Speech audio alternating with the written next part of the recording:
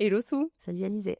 merci d'avoir accepté de venir. Merci à toi. Est-ce que pour commencer, tu veux bien te présenter en nous donnant ton prénom, ton âge, ce que tu faisais avant de te lancer à ton compte, ce que tu fais aujourd'hui et depuis combien de temps? Alors, je m'appelle Souila, j'ai 34 ans et avant, donc, j'étais dans la vente. J'ai été aussi prof de français dans une école libanaise à Dubaï. J'ai fait quand même plus ou moins pas mal de petits jobs, mais toujours dans le commerce depuis très jeune. Et là, maintenant, j'ai créé ma marque de maillot de bain éco-responsable depuis maintenant 2 ans et demi Qui s'appelle? à IOA. Ok, très bien. Alors tu disais, donc toi tu es originaire de Toulon. Oui, Tu m'as dit en off que ton papa était commerçant. Qu'est-ce exact. que ça, est-ce que tu te souviens de ce que ça t'évoquait quand tu étais petite d'avoir un papa commerçant? Est-ce que Ouais, ça t'a donné la fibre? exactement. Très vite, j'ai eu cette fibre commerciale et très vite, j'ai voulu négocier pour tout et n'importe quoi. Et très Ok. vite, j'ai senti que être salarié, c'était pas pour moi, en fait. Recevoir des ordres de quelqu'un et exécuter, c'était pas pour moi. Parce que tu avais Mm. trop vu ton papa faire et du coup C'est ça. ça t'avait inspiré? Exactement. Je voyais qu'il organisait tout, qu'il avait plusieurs métiers en un aussi. Et ça m'a vite donné envie de faire comme lui. Est-ce que tu te souviens petite ce que tu rêvais de faire? Oui, je voulais être styliste. Je rêvais vraiment, je regardais des défilés jusqu'à pas d'heure, jusqu'à 3 heures, 4 heures du matin le soir. Je crois que c'était sur Arte, un truc comme ça. Mhm. Et je notais, je m'amusais aussi à dessiner. Avant, j'étais à fond dans tous les dessins de sacs, de robes et surtout des tenues de podium. Des choses que tu peux pas spécialement mettre. Oui, Mais ouais, des tenues hors normes. voilà, exactement. Ok. Grosse fan. Et est-ce que tu as pu aller, est-ce que tu as réalisé ton rêve? Est-ce que tu as fait une école de stylisme ou quelque chose comme ça? Eh ben écoute, je suis passée par une autre porte parce que pour le coup, mes parents, ils n'avaient pas les moyens de me payer une école de stylisme plus jeune. Donc j'étais un petit peu frustrée, pour être Mhm. tout à fait franche, même en colère. Et donc, Surtout ado, je pense que ouais, ça vient ouais, ouais, ouais. en... L'injustice de se dire on peut pas t'offrir ce que tu rêves. Donc du coup, je suis partie vivre, rien à voir, je suis partie vivre en Angleterre pour apprendre l'anglais. D'accord. Voilà. Et cette voie t'a mené où? Alors du coup, j'ai travaillé en tant que vendeuse dans un shop. Donc du coup, le but, c'était vraiment d'apprendre et de parler en anglais, mais rester toujours dans ce domaine de mode aussi. D'accord.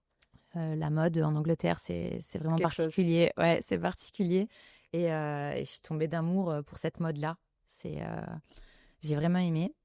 Et pour le coup, pour revenir à ta question, en fait, le stylisme, ça a toujours été une passion. Et je suis pas passée par la porte d'entrée, je suis passée par la fenêtre. À Mhm. chaque fois, c'est ce que je dis. Parce que donc à l'île Maurice, j'ai créé ma marque de maillot de bain où j'ai tapé aux ateliers, aux usines. Et il y en a une d'usine qui m'a ouvert ses portes. Et, euh, et voilà. Donc finalement, cette frustration, elle a nourri la petite fille en toi qui a fait que t'es passée par la fenêtre et t'as quand même réussi à réaliser ce que tu souhaitais. Exactement. Moi, C'est je pense chouette. que, ouais, ouais, je pense que même si dans l'instant T, tu n'arrives pas à tes fins, mais je suis persuadée avec la volonté, une grosse patience aussi, tu peux arriver à tes fins, même si ça prend des années. Donc tu disais qu'à 18 ans, tu pars en Angleterre pour apprendre l'anglais. Ouais. Est-ce qu'il y avait un objectif particulier de l'apprentissage de l'anglais? Plus ou moins être bilingue, plus ou moins réussir à me faire comprendre Mhm. et à apprendre tout le vocabulaire dans le domaine de la mode. D'accord. Surtout Donc ça. c'était toujours ton objectif, c'était Ouais, rester la mode. ouais, Ok. exactement. Ouais, ouais. Et quand tu rentres, qu'est-ce qui se passe? Dégringolade, voilà, comme n'importe quel expat. Mhm. Et vu que j'étais piquée du voyage, mon but premier, c'était de repartir dans un autre pays.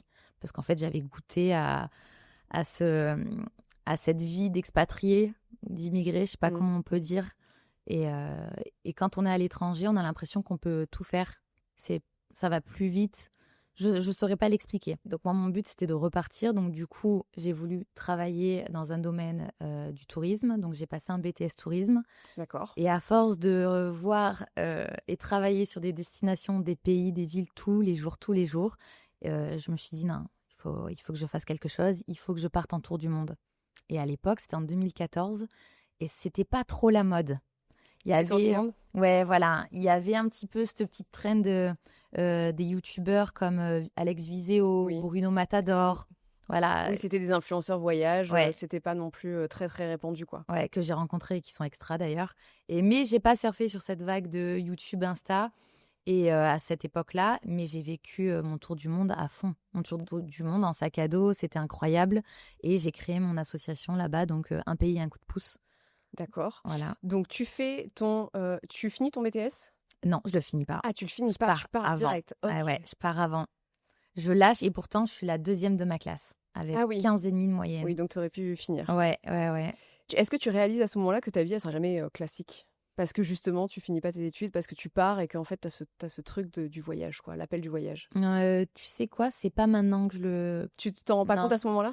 non, pas à ce moment-là. Sur le coup, je vois tous mes amis, bon, qui veulent acheter un appartement, qui ils veulent un enfant, même très jeune. Je vois tout ça, mais je me rends pas réellement compte. Je me dis toujours: «Bon, je suis un peu bizarre, quoi». Tu Tu vois? vis de quoi pendant cette année?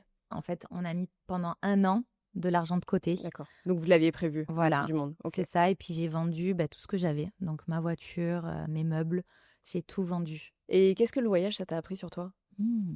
C'est toute ma vie le voyage. Je pense que les personnes qui ne voyagent pas ont et c'est compliqué pour moi de ne pas juger. Mmh. J'essaye au quotidien, mais ça m'a appris à avoir une énorme ouverture d'esprit sur la vie en règle générale, sur le monde.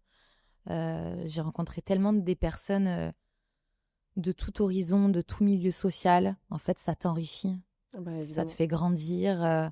Enfin, pour moi, le voyage, c'est tout. Et c'est pour ça que je l'ai transmis à mon fils et qui voyage Ouais, avec ça moi t'a enrichi. depuis bébé, ouais. Et tu disais que tu as créé une association. Est-ce que tu veux bien nous en Ouais. dire plus? Alors, c'est un pays, un coup de pouce. Mmh. Le but, c'était d'aller dans chaque pays. On restait 1 mois dans chaque pays. Le but, c'était d'aider ou bien des enfants, ou bien des personnes âgées, ou bien des animaux. Donc, dans D'accord. chaque pays. Tu avais une Euh, mission, quoi. Ouais, j'ai eu la chance d'être sponsorisée par la mairie de Bandol à l'époque, Super. qui nous avait fourni pas mal de bubble sets, des crayons, des cahiers. Trop bien. Ouais, et puis j'étais allée toquer à la porte de pas mal de commerçants, tu sais, des dentistes, tout Ouais. ça, mes dentistes, mon ostéo, pour justement avoir ce petit, ce petit compte en banque exprès pour aider, quoi. Elle existe toujours, cette association? Elle existe, mais au début, alors je l'avais utilisée pour justement aider des jeunes à partir à l'étranger et aider dans Mmh. toutes les Mmh. associations où j'ai pu aller, notamment en Inde et au Népal. Puis malheureusement, j'ai eu un cancer, donc en fait, ça m'a un peu stoppé dans tous mes projets aussi. Donc tu apprends que tu es malade à un moment. Ouais, c'est ça. En fait, on est parti vivre à l'étranger, on est parti vivre à Dubaï. Mon compagnon était en Arabie Saoudite et moi j'avais fait le choix d'aller à Dubaï parce que je validais pas trop la vie en Arabie Saoudite avec mon fils, Mmh. même en tant que femme, hein.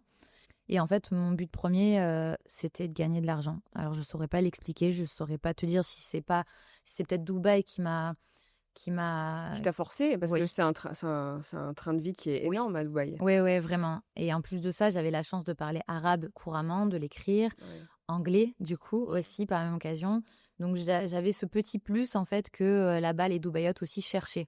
Donc j'étais plus ou moins à l'aise. Mais à force de trop travailler, en fait j'ai commencé à perdre beaucoup de poids et à me sentir pas bien et à pleurer un peu pour rien, à perdre mes cheveux. Je me Ah ouais. posais la question, ouais, et erreur de débutante, je n'avais pas pris de mutuelle là-bas sur place à Dubaï. Ouais. Donc en fait, donc j'ai fait mes examens. J'étais partie normalement juste pour une angine. Et en fait, je suis ressortie avec un cancer en stade 3 de la thyroïde.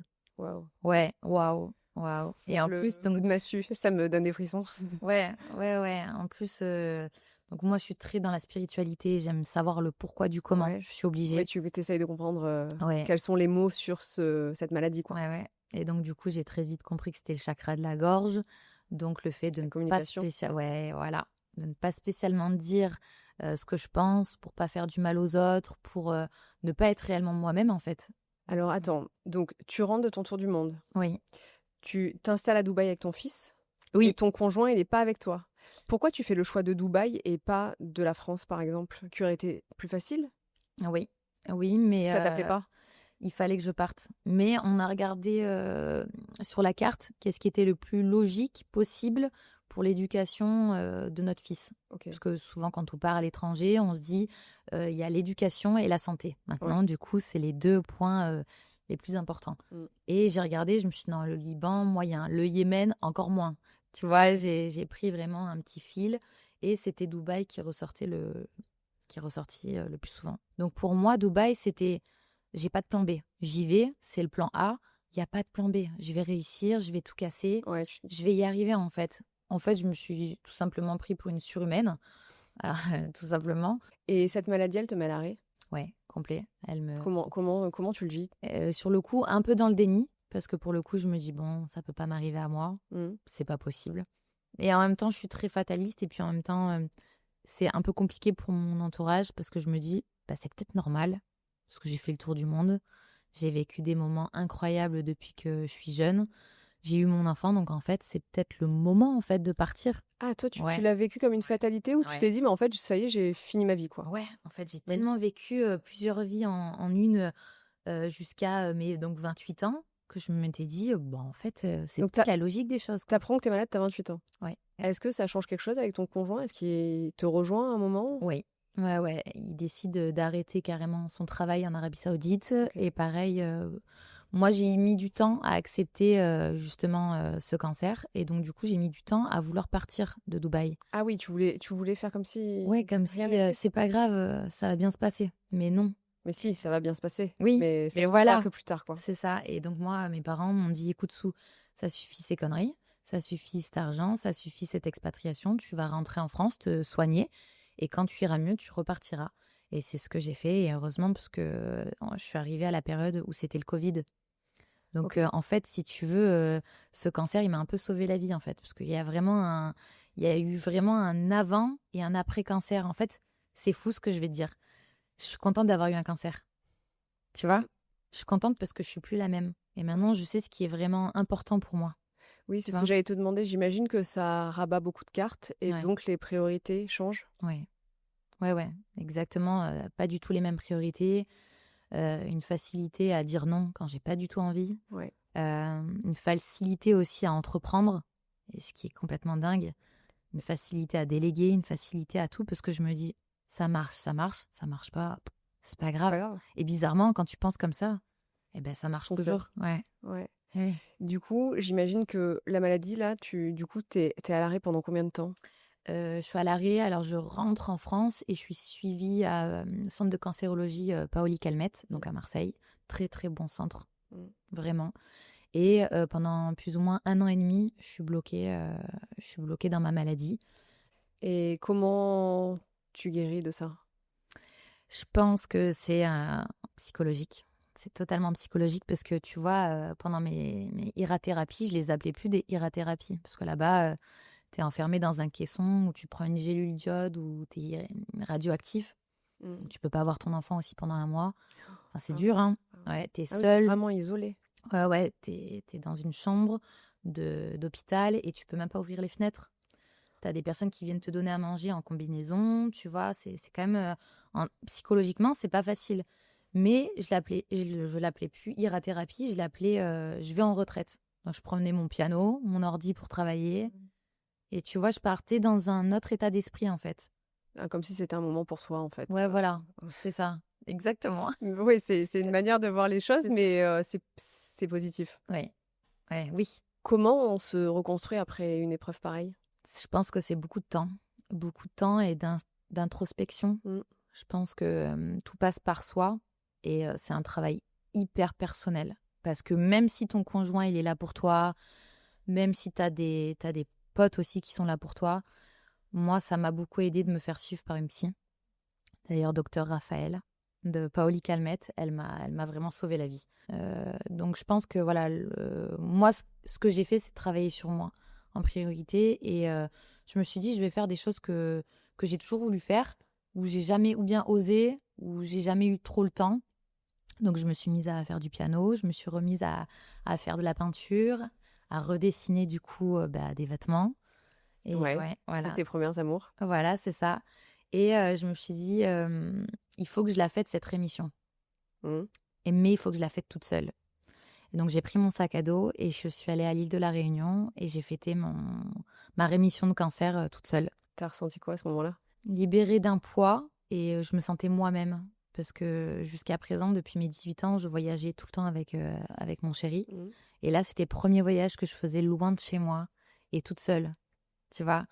Du coup, après la guérison, donc tu pars à l'île Maurice et ensuite, quelle a été la première chose que tu as eu envie de faire après ce voyage? Alors, quand je suis partie de La Réunion, déjà, j'ai eu un amour fou pour l'océan Indien, comme un aimant, en fait. Je sentais Ok. qu'il y avait quelque chose là-bas. On a eu la possibilité, grâce à mon mari, d'aller justement à l'île Maurice parce qu'il s'est fait débaucher donc, par une entreprise là-bas, un chantier naval. Mhm. Et donc, moi, sur le coup, quand je suis arrivée, je me suis dit, ouais, je vois déjà l'ambiance à l'île Maurice. Il y a beaucoup d'hommes qui travaillent et beaucoup moins de femmes qui travaillent. Donc très vite, je me suis dit, il faut que je fasse quelque chose. Et en fait, je cherchais un maillot de bain à m'acheter et j'en ai pas trouvé. Alors j'en ai trouvé un, mais tu sais, à 10 ou 15 euros. Et puis j'en ai vu aussi à 250 euros. Mais j'ai pas trouvé Le juste milieu, le quoi. juste Entre milieu. la merde et le Voilà, haut de gamme. exactement. Ok. Voilà. Donc je me suis dit, c'est pas possible, c'est pas normal, je vais chercher. Surtout là-bas? Ouais, mais oui, improbable. Ah oui, improbable. Sur une île. Et donc, du coup, j'ai essayé de taper aux portes des usines et on m'a pas du tout prise au sérieux. Parce qu'en fait, moi, petite blanche française qui arrive, qui veut aller dans une usine et qui parle pas créole, pas du tout. Donc, ce que j'ai fait, c'est que j'ai fait des doublages de voix pour des séries indiennes et des séries allemandes Oh, sur génial. Netflix, ouais, tout Incroyable. ça. Et le but, c'était comme le salaire était vraiment pas top, Mm. qu'ils ne me payent pas, mais en contrepartie, ils m'apprennent le créole. Ok. Donc, ils m'ont appris à causer le créole. Et donc, comme ça, j'ai pu être un peu plus prise au sérieux et à taper aux portes des usines. Et donc, j'ai trouvé un atelier où il y a principalement que des femmes qui travaillent dedans. Et ça a été mon atelier coup de cœur. Donc, c'est là où j'ai commencé l'aventure avec Ayoa. Quelles sont les étapes pour créer sa marque? Parce que toi, je comprends que tu arrives là-bas, les femmes travaillent pas. Il y a une opportunité pour toi, c'est clairement de retourner aux premiers amours et de Oui. créer ta marque de maillot. Oui, Donc ça se fait de manière assez naturelle. oui.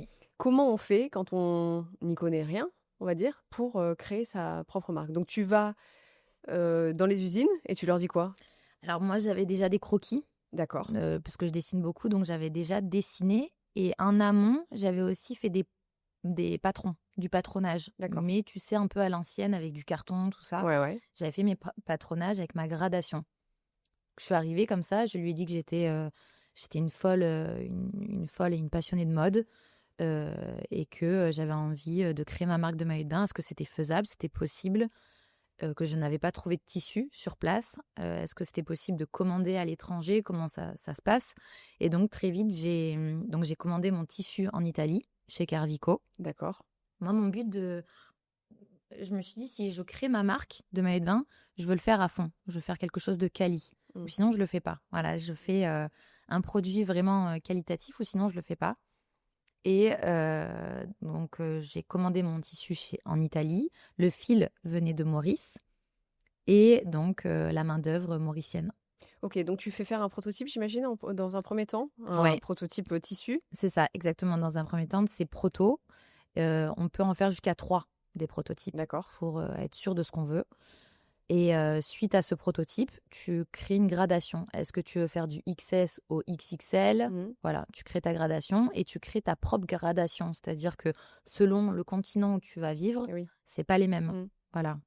Est-ce qu'il y a un coût d'entrée pour faire ses premiers patrons, c'est son premier tissu là, Ouais. Alors, dans certaines usines, oui, Mhm. effectivement, tu as des quantities, des minimum of quantity Mhm. qui sont de 500. Ah oui, quand même. Ouais, Donc ouais. ça T'en as... t'engage quand même sur financièrement. C'est ça, exactement. Après, tout est une question de négociation aussi. Ok. Voilà. Est-ce que tu dirais que tout le monde peut créer sa marque? Est-ce que financièrement c'est des gros investissements? Alors, ça dépend si tu dessines ou pas, si tu es styliste de base, si tu crées tes patrons, parce que Mhm. le patronage est payant. Mais tout dépend aussi dans quel pays. Parce que, par exemple, si tu fais appel à une styliste, mais le patronage, déjà, il coûte 200 euros, l'équivalent de 200 euros, sans D'accord. compter la gradation. Mhm. Après, tu as les minimum of quantity. Tout dépend de ce que tu souhaites comme modèle. Tout dépend aussi si tu souhaites avoir des accessoires, parce que les accessoires, c'est un plus. Bien sûr. Mais quand tu achètes des accessoires, c'est en grosse quantité aussi. Pareil, le tissu, quand tu le fais venir de l'étranger, tu as un rouleau de 70 mètres, par exemple, Mhm. que tu vas payer, je vais te dire un exemple, 600 ou 700 euros. Euh, Sauf que moi, par exemple, sur mes tissus, je vais les doubler mes maillots de bain. D'accord. Voilà. Ah oui, Je vais donc tu as besoin d'une grande quantité de tissu. Oui, exactement. Et le coût d'envoi, pareil, en bateau ou en avion, tout dépend aussi, a un coût aussi. Tu as commencé avec combien de modèles? Moi, j'en ai fait 500. Tu en as fait 500 modèles? Ouais, le OK, premier, ça a été un gros coup de poker. J'en ai fait 500. d'accord. Mais moi, je me suis mis un coup de pied aux fesses directement et je me suis dit que tout est possible. Et en fait, je suis allée au culot, carrément. J'ai toqué aux portes des hôtels de luxe à l'île Ah oui, Maurice d'accord. et évidemment aux Seychelles et évidemment à La Réunion. Je me suis dit, en fait, il faut que je marque le coup directement et que je frappe fort directement dans l'océan Indien. Et Ça a donc, fonctionné? ça a fonctionné, meuf. Ouais, Ah ouais? ça a plus que fonctionné. Ah trop bien. Ouais, Co ouais. comment tu l'as pensé cette marque? Je voulais des couleurs acidulées, Mmh. des couleurs fun, peps. Je voulais qu'on se sente bien dedans. Donc, tu verras, la matière, en fait, c'est de l'écotexte. Si tu veux, c'est éco-responsable. Donc, en fait, ils prennent le plastique des océans pour créer, du coup, un Incroyable. tissu. Ouais, c'est incroyable. Et ce tissu est tout doux. Donc, c'est comme une seconde peau. Et en fait, ça épouse vraiment les formes de n'importe quel corps féminin, quoi. Et je voulais aussi faire donc du XS au XXL. Ah oui, tu voulais pas limiter. Ah oui, oui, oui, Tu voulais que ce vraiment. soit pour toutes les femmes. Exactement. Après, c'est vrai que sur mes maillots de bain, pour le moment, et je pense que je vais rester sur cette lancée, je mets pas d'armature, tu vois, sous les seins. Poitrine, ouais. Ouais, voilà. Parce que, cancer du sein, parce que ça me touche beaucoup trop et que je pense pas que j'en ferai, puisqu'on me demande beaucoup. Soit est-ce que c'est possible que tu fasses, que tu crées voilà, une armature, un soutien. Alors oui, mais le problème, c'est qu'il y a eu trop d'études faites qui font que du coup, cette armature appuie sur les seins, appuie sur les ganglions, et du coup, c'est possible que ça crée un cancer du sein, quoi. D'accord, ouais. Et c'était important pour toi de faire de l'éco-responsabilité? Oui. Ah oui, c'est La on va dire condition sine qua non? voilà, le point phare vraiment de ma marque parce que je supporte plus cette fast fashion. Je pense qu'on n'est pas assez éduqué sur comment s'habiller, comment se... Ouais, puis comment sont fabriquées, comment sont les usines, qui travaillent, les Exactement. conditions de travail, tout ça, Ouais, quoi. voilà, c'est ça. Acheter sur du Chine et en sachant qu'après, tu vas mettre encore plus des sous-vêtements, tu sais que tu vas porter. Mmh. Ça peut être dangereux parce qu'il y a quand même des produits chimiques Ouais, dans complètement. des Mmh. tissus. Est-ce que tu as dû apprendre une compétence clé, justement, pour lancer ta marque? L'organisation. L'organisation, parce qu'en fait, quand tu es dans l'entrepreneuriat, quand tu crées encore plus ta marque et encore plus à l'étranger, à l'île Mmh. Maurice, tu as plusieurs casquettes, tu peux aller un peu dans tous les sens. Et te perdre? C'est ça. Mais toi, tu avais cette fibre commerciale, Ouais, déjà dès le départ, depuis petite. Donc c'est en ça. fait, tu avais certainement une vision de où est-ce que tu voulais l'amener aussi, cette Ouais, marque? exactement. Moi, je savais que fallait que je vise les hôtels 5 étoiles, des hôtels aussi éco-responsables. Et ça a été quoi tes plus grandes difficultés pour lancer ta marque? Les plus grandes difficultés, je pense que... Alors, je sais pas si on peut dire que c'est des difficultés ou pas. Entre femmes, ça peut être un peu compliqué. On peut un peu se tirer dans les pattes. Et Mmh. pour le coup, j'ai eu pas mal de jalousie quand même. À l'île Pas mal, Maurice? oui, Mmh. ou pas mal de personnes, tu sais, qui ont posé pour moi, pour ma marque.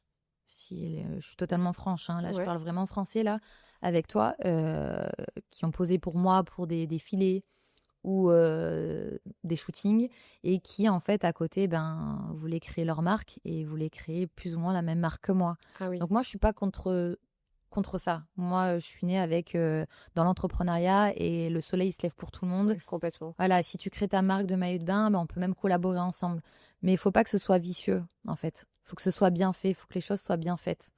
Et tes plus grandes fiertés? Plus grande fierté. Bon, on parle pas de mon fils là, hein. On parle pas de mon fils. Ouais, on peut en Ah, parler si tu voilà. veux, mais Mais oui, par rapport à Iwa, le fait d'entreprendre comme ça, c'est que je sais rebondir à chaque situation. En fait, il n'y a rien qui va me faire peur. Mmh. Là, du coup, je suis plus à mon atelier à l'île Maurice. Je fais fabriquer au Maroc. D'accord. Et en fait, j'ai pas eu, je sais pas, j'ai pas eu un pourcentage de stress, quoi. Pourquoi t'as changé? Parce que c'est plus facile pour moi d'être à côté. D'accord, Maintenant que je OK.